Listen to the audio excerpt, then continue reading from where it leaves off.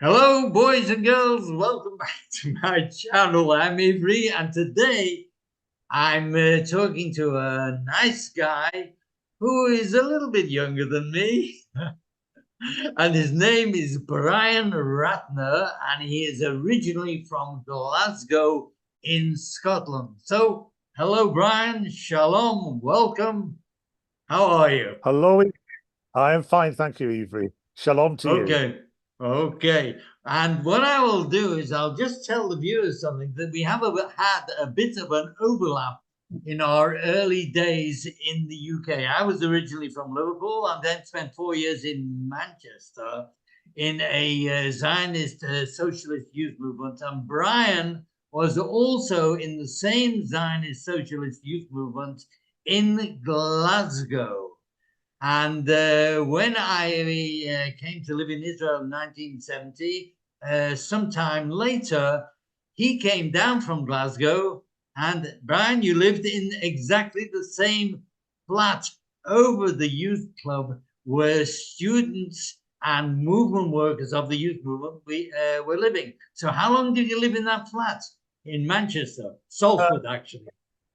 Yeah, I lived there while I was at university, and after spending a very unhappy first term at a hall of residence called Owens Park in Manchester, I moved into the Modon. So I was there for nearly 3 years, 2.5 Okay, years. let's try and keep Hebrew out of this conversation. You said Moadon. For the viewers, that means youth club. Okay. Okay. All right. So now let me just see for a moment. Can I tell All you one right. interesting thing? Yes, Can I tell go you on. one is that I went on the first what was called the Shnat HaShirah. It was in 1970. Preparatory year for training in England or in Israel, training to be a kibbutz member. That's right. That was the first one that we did in Israel. So I'm very attached to the group of people there.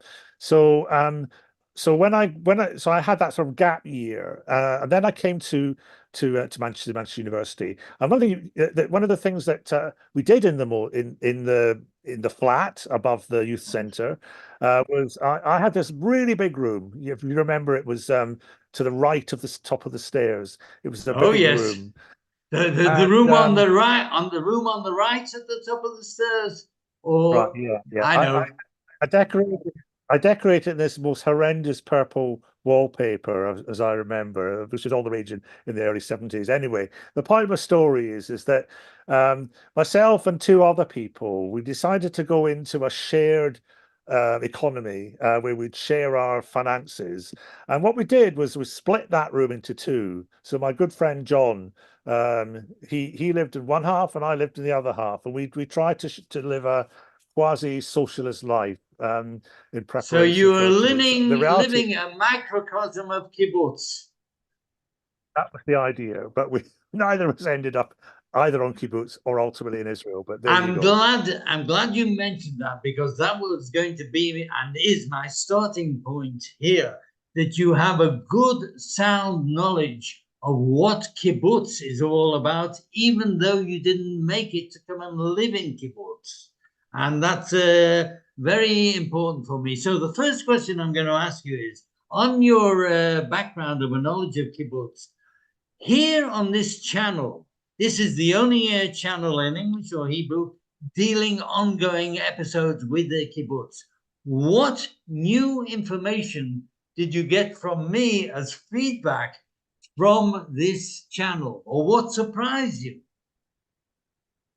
What I found really useful was because I was aware that because I've been to Israel not about 3 or 4 times, most recently a couple of times with uh, my friends from the year in Israel, and I was aware that kibbutz had changed, but I hadn't really got a sense of how that had happened and what the context of that. And I found your videos really useful of giving that context to what you've termed as the privatization process and the kind of societal moves that led to that, the governmental change really in the 80s and the 90s.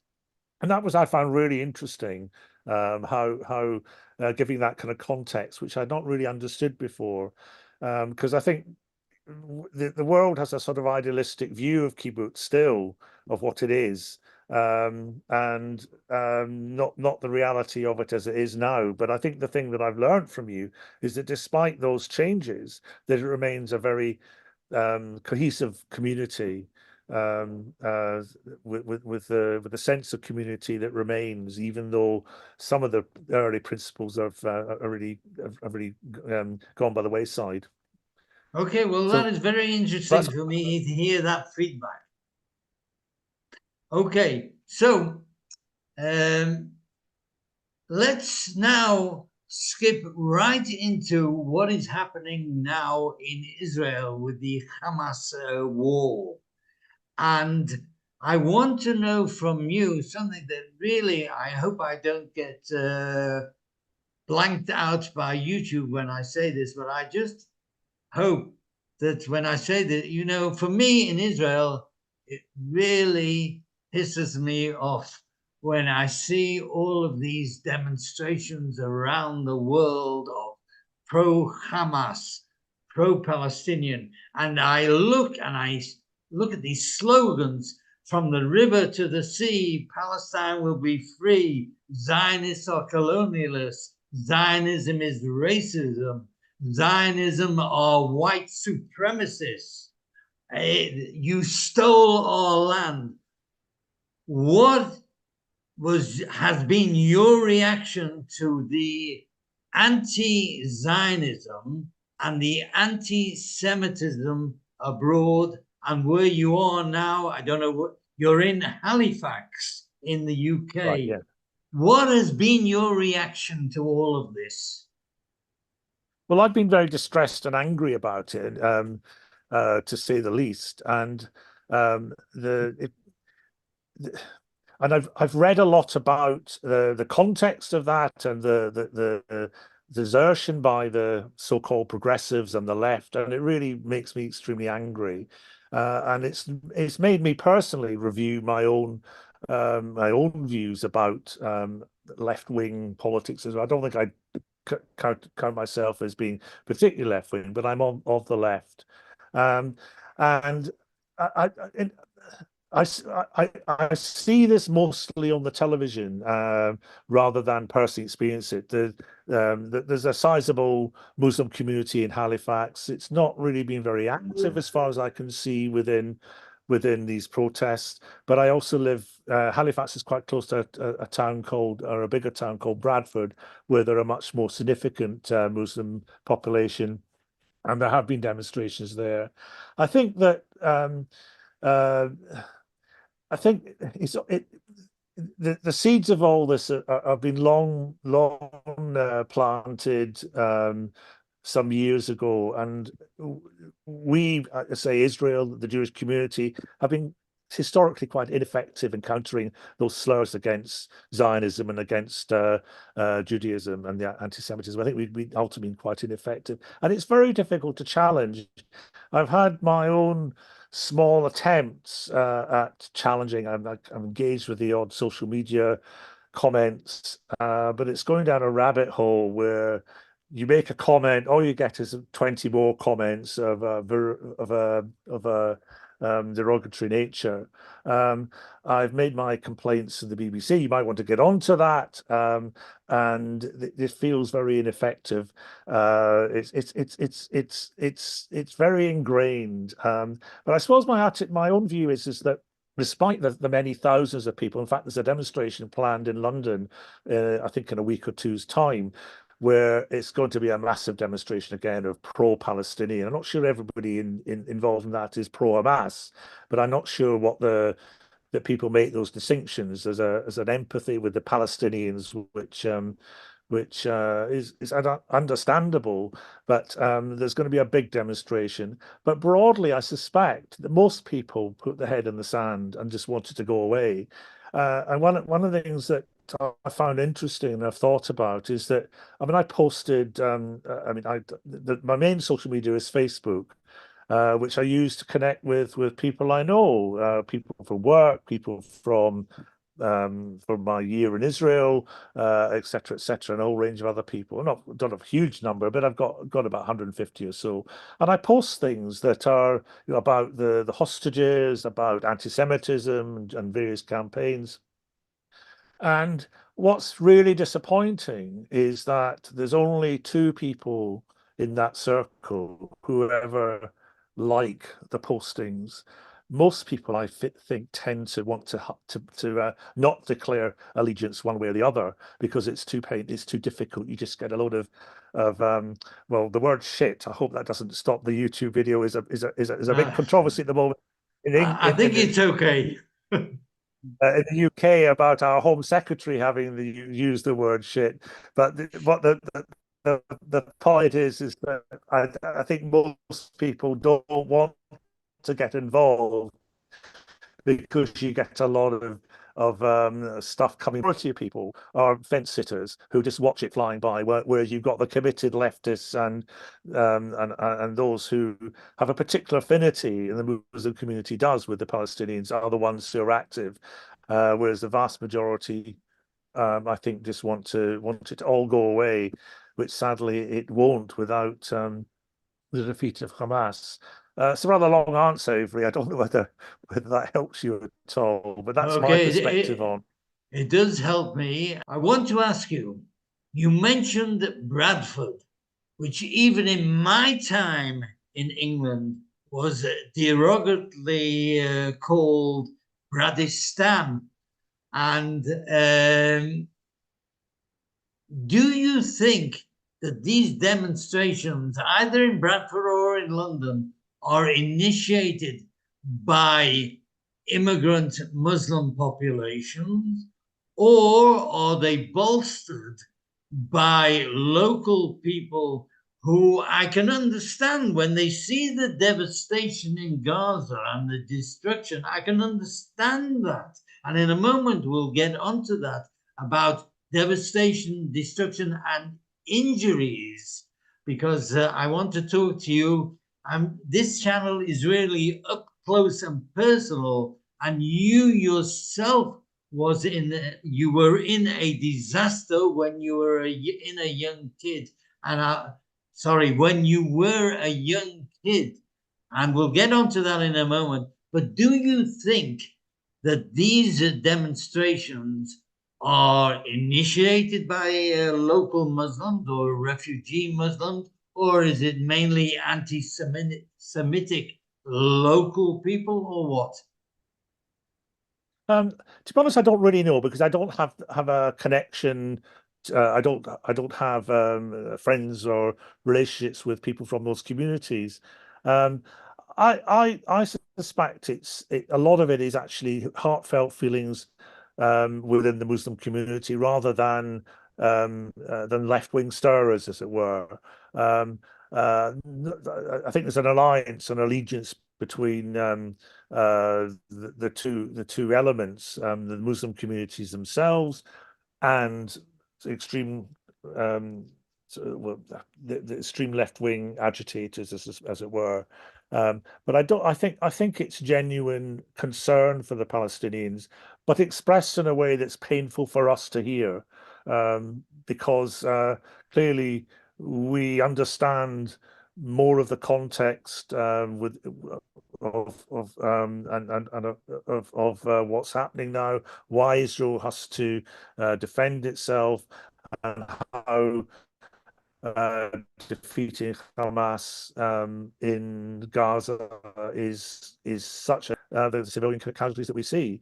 So yeah, that I don't have a scientific or considered view, but I think a lot of it is genuine concern within the Muslim community. Just as we as a Jewish community have a concern about Israel, I accept the Muslim community's affinity with Palestine, with fellow Muslims and Palestinians.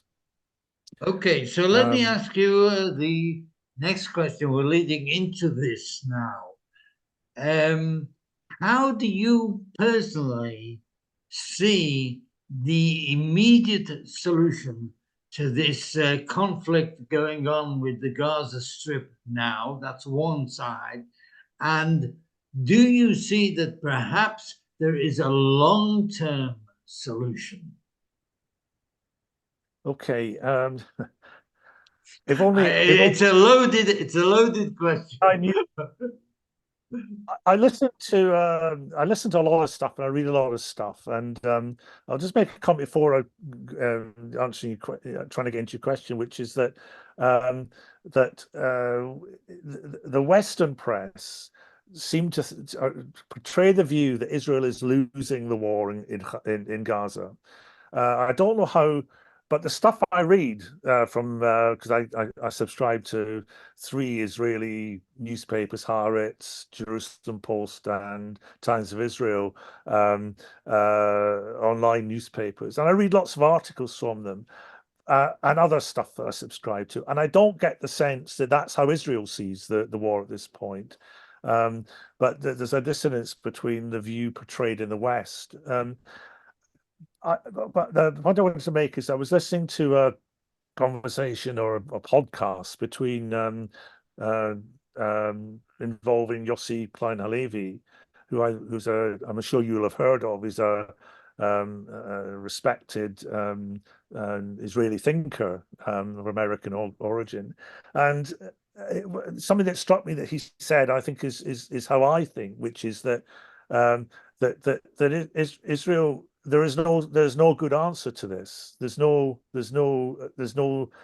whatever you do, there are consequences which are problematic, and there are far greater intellects than me that have views on the matter of how it's going to get resolved, and I think that I don't have a solution. I can see the argument for why Israel has to continue um, to root out Hamas in Gaza. I can also see the damage that it's doing to the reputation of Israel internationally, and the pressure that's placed upon it, and moreover, the consequences for the civilians in Palestine, in Gaza, of those continued fighting. I have no answer, Ivri. Okay. But I understand why Israel has to carry on, and I think there are divided views within Israel. I think I begin to see some alternative views emerging in the stuff I read from Israel. But I think the majority still think this has got to carry on. We can't stop here, and I suppose I tend to side with that, but I'm uncomfortable with it. I understand. Because as far as I'm concerned, as an Israeli living here close to what's going on, and I see every day that on the one hand, it's very, very tragic, both for us and for the people in Gaza. And from our point of view, we see funerals every day of soldiers, boys, our sons, our children, or grandchildren killed in action. It is terrible. And I understand on a world level the absolute horror that people see in Gaza with the level of destruction there. So you just mentioned the what you call the dissonance between the war as seen abroad and between how we see it here in Israel. And not only that, but you mentioned your heartbreak, sorry, you mentioned your heartfelt feelings for what's going on both sides of the border. Now, I know you told me all of your working life, you have been a social worker.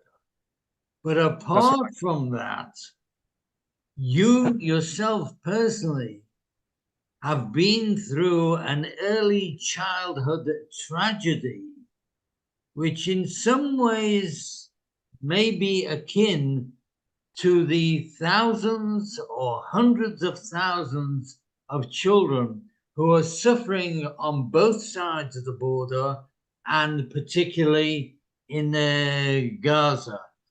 Your story relates to when you were 14 years old in a tragic bus accident full of children in the north of England when there was something wrong with the engine and the bus driver and they had in those days in the bus, which we call in English in England a coach, they had part of the engine inside of the bus, Right. and the driver slowed down into a lay-by and started filling up petrol into the engine while the engine was running, and suddenly it flared up and he threw it back into the bus, and the whole bus was set alight. And you yourself, as I understand, you were injured with I don't know how many third-degree burns. I'm sure it left mental and physical and psychological scars. Can you just tell the viewers very quickly about that tragedy, that incident? Well, I was sitting near the front of the bus when, in fact, I think the driver was trying to get the bus started by pouring petrol into the carburetor. There's different versions of what happened. That's my understanding. And when the flames started, he tried to throw the petrol can out of the bus door, which is at the front. Anyway, the long and short is that there were flames.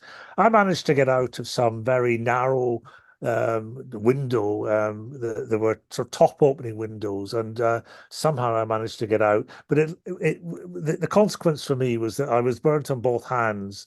My left hand quite badly, so my fingers are the tendons were destroyed, and I was burnt to my face, as people can see. And and you say that what was the mental effect of that? It's difficult to tell, and obviously any experience, whether it's in childhood or adulthood, it does change you. And I suppose it made me perhaps a bit more of a reserved person and shyer than I would otherwise have been. It disrupted my education for a period. I actually didn't have a huge number of operations, but I had a number of what we call plastic surgery operations throughout my childhood. Um, and yeah, I suppose it did have that effect. I mean, it did leave some mark mentally, but I don't think I've been hugely affected in that respect. Um, but physically, again, you accommodate these things. I think the thing that I've always felt about myself is that, and you're contrasting that with what children might be experiencing in Gaza, who are injured, who have, I suppose, lived to tell the tale, as it were, is that being bitter doesn't actually help in any way. And I never felt any animosity or bitterness towards the two bus drivers who were responsible for the bus fire. Um, and um, I would, I worry that the children in Gaza and the adults who live and are injured will feel an enduring bitterness, but it doesn't get you anywhere. It eats at your soul. So for me, I've kind of something I put behind me. It happened. There's nothing you can do to change it. Not that I don't think that it would be what would life have been like had it not happened, but it did. And the one thing that I was most upset about was that I was a guitar player, and I was learning classical guitar, and I sang all the folk songs of our youth movement, Ivry, that you will remember. And you may remember, I'm sure you will, the person who inspired me to take up the guitar, which was someone called Frank Donnell, sadly departed. I'm sure you knew Frank, would have Yes, known Frank. I remember, Frank. In those days, as younger kids and teenagers, we all Absolutely, played guitars and we absolutely. all sang together. But So that was the one thing that I found difficult. But I do still play guitar. In fact, currently I've taken up the guitar more seriously, and I'm learning. I'm okay at playing a bit of a lead guitar, But it's the one thing that I'm really would have liked to have been able to play more effectively. So that's the one thing that's been a huge effect to the five, that which may or may not surprise you. Um, but I think that I mean, when you come at the time, it felt like that my injuries were quite felt quite serious. But then I don't know. It never helps to compare yourself with someone, saying that somebody else is worse off than yourself. But that's a reality. There are Well, you so see, the reason why I've asked you to tell the viewers about your own personal experience is that I'm sure that you, on the back of your own experiences and your continuing life's work as a social worker, you can understand the feelings both of adults and of children here on this side of the border in Israel and in Gaza.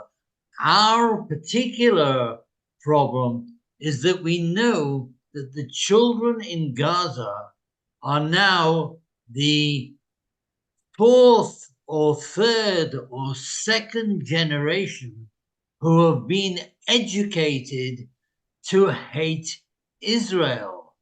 And you're looking at it through the lens of your own personal experience.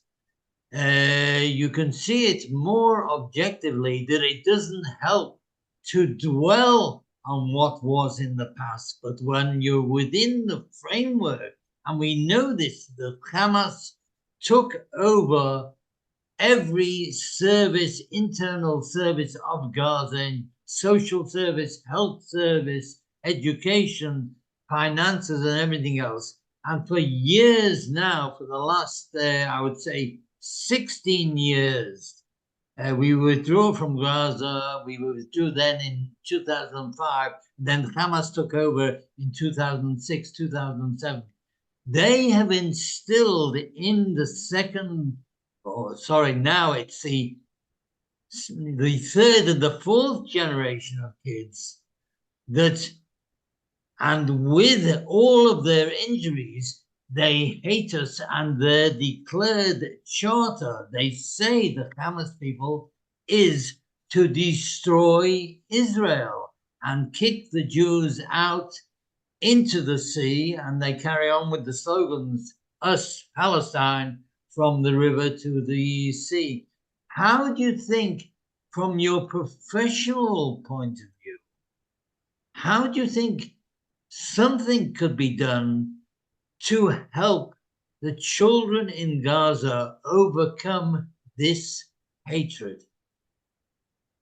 wow, what a big question. It's a very, very big, because we're not just talking about individual experiences. We're talking about societal issues. We're talking about history, education, and the belief as well. Clearly, addressing the educational issues are really important, because we know that the children in Gaza and in the West Bank, that some of the education material is encourages and promotes an anti-Jewish, anti-Semitic, and anti-Israeli perspective, and we know about that. So you need to start with education.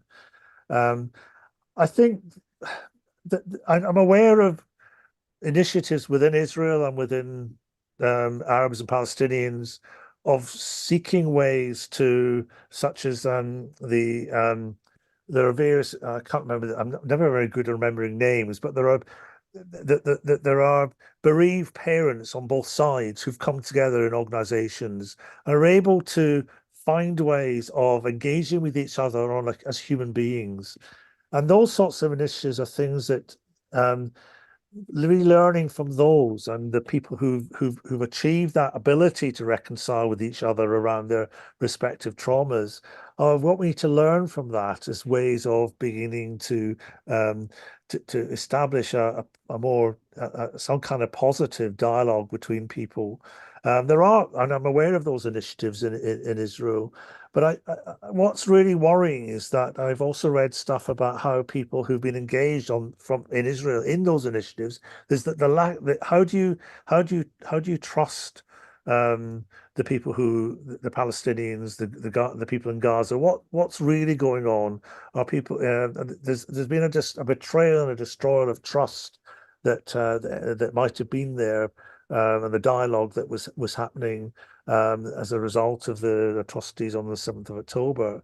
So I think it's a huge task, but I think education has to be it, and I think there has to be I suppose the learning from those adults and who've managed to reconcile with each other from across the divide. Is Well, what I. let me just stop you there regarding adults and reconciliation. I don't know if you know this. It was publicized in our youth movement alumni Facebook or WhatsApp that one person in Kibbutz Be'eri, who all of her or most of her adult life, she worked on reconciliation, was Vivian Silva in Kibbutz Be'eri, and tragic, and she organized many meetings between Palestinian women and Israeli women. And she, being a member of Kibbutz Be'eri, was taken out and slaughtered by the Hamas. A tragedy on a tragedy impacting everything that she believed in and fought for so sincerely. Did you know about Vivian Silva? I'm aware of that. I've read of her, and many of the kibbutznik on the Gaza border were of a similar ilk of seeking relationships and peace, and that's what I'm acknowledging is that it's that how do you build trust on either side following what happened, but there are still.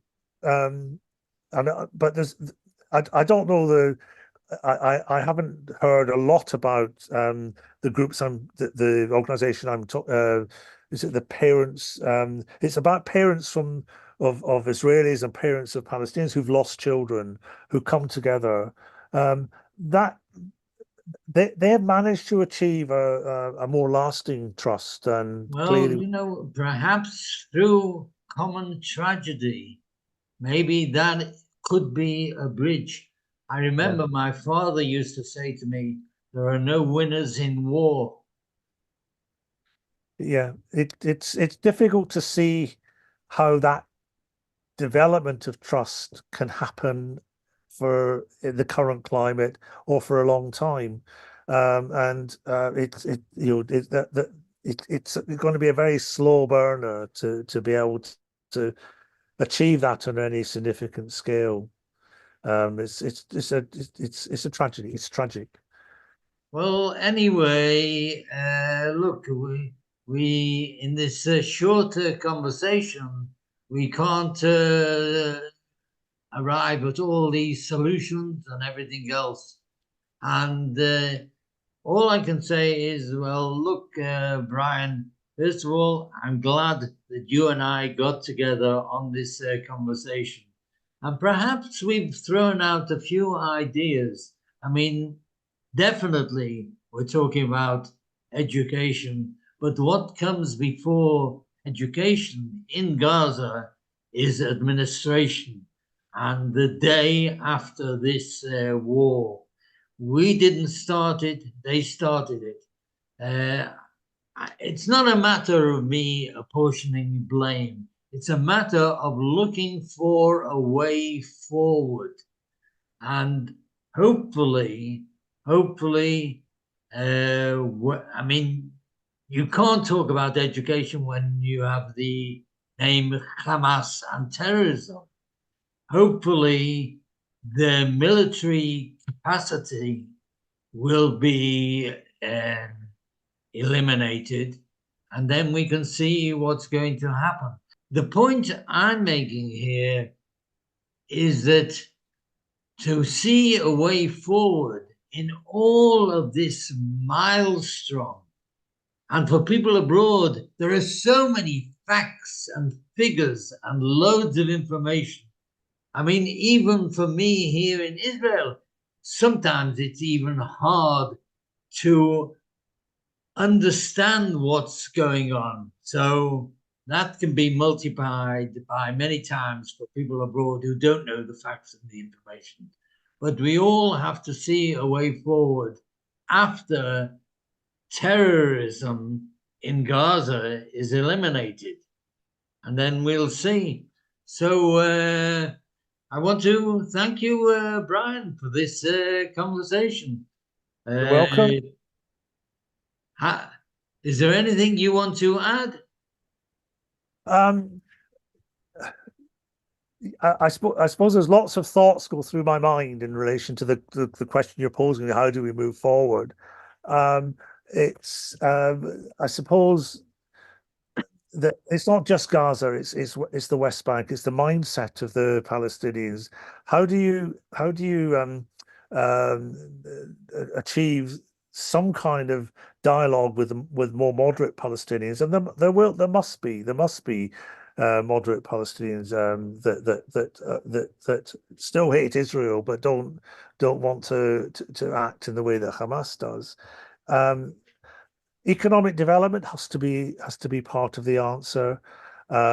It doesn't help that from what I hear of Netanyahu's approach to the problems and the sort of the extremist rhetoric that carries on at the moment. It really damages Israel to the outside when you've got I think is it Smotrich currently is proposing transporting the Gazans to the Congo. I think is one of his Well, latest. yes, I agree with you Although there it because of really the doesn't help. political Yeah, yeah, because of the political situation in Israel. Right-wing extremists were yeah, brought into the government, and they, in many respects, are minority views, very minority views of extremism in Israel, but the politics brought them into the government, if stand not that. into the internal war cabinet, thank God. And But their that's the views. image. They really damage the image of Israel abroad. It really doesn't help. But and one of the things I kind of been thinking about is that prior to October the 7th, um, and the protest movement around the attempts to nobble the judiciary in Israel, um, that I thought that I mean there are similar, not quite the same extreme, but in Britain we've got a right wing Tory government that conservative government that is seeking to nobble aspects of the judiciary here and erode civil rights in this country. I'm not being too political and left wing on this, but things like restricting people's right to strike or to protest, etc. Um, and in this country, not a murmur from the public, but in Israel, what for what 9 months for protests on the streets every day of massive numbers, and I Yes, thought this that was prior to the war, of was a real people coming together to protest opportunity. against the right-wing extremists in Netanyahu's government. Yeah. And I Um, thought that was a fantastic model for other countries, democracies to follow, how you can um, counteract the rightward trend in a lot of countries, such as the UK and in European countries. But the rest of the world doesn't seem to be listening to the model well, you've political can be. pinpointed now different subjects. One is democracy in Israel, Yeah, which in fact is its strength and its weakness. Because when you have a democracy, you also have to talk to people and make compromises. But too many compromises have been met to draw in different factions. The only thing I can say about democracy now regarding the war is that, and let's finish here perhaps on a high note, is that Israel has come together to face the common enemy here. Absolutely. And there is a wonderful atmosphere now inside of Israel of people pulling together and doing things together to get rid of terrorism.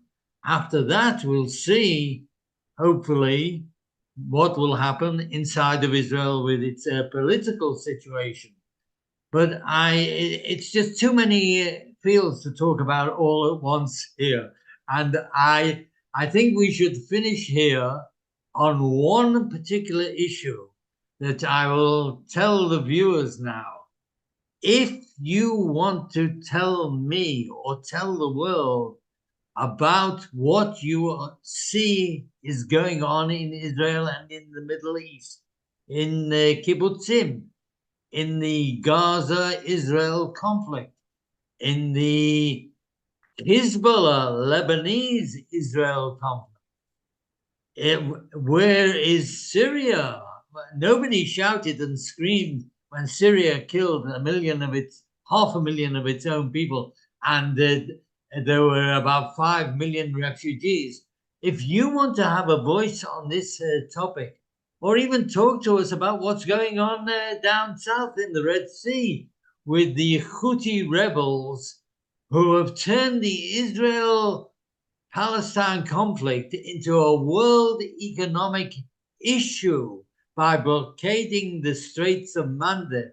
If you want to have a voice on this channel and talk to everybody and give your opinions, please contact me.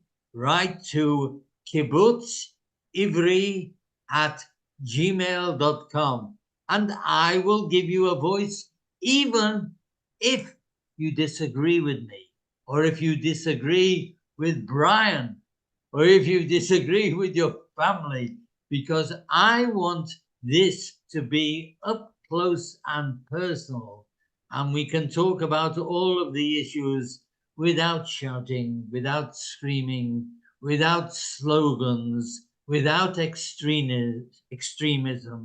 Please contact me. And this is where I'm ending now.